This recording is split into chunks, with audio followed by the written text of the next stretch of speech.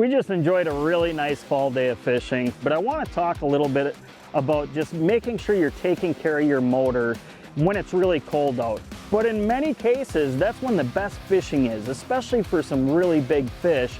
But one of the things you want to keep in mind is when you pull that boat out of the water after you're done fishing, and you know that you're maybe staying at a hotel and you're going to store that boat overnight, something you want to do is make sure that your lower unit on your motor is 100% drained.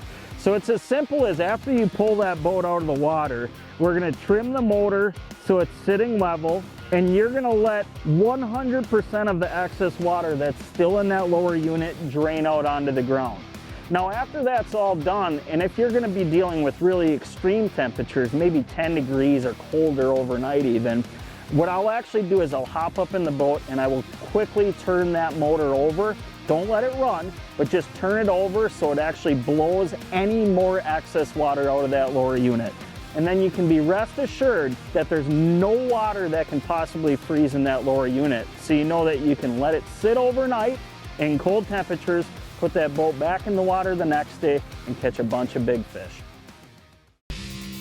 Thanks for watching. Hit the subscribe button and click on the bell to stay up to date with the latest tips and techniques to help you get the next bite.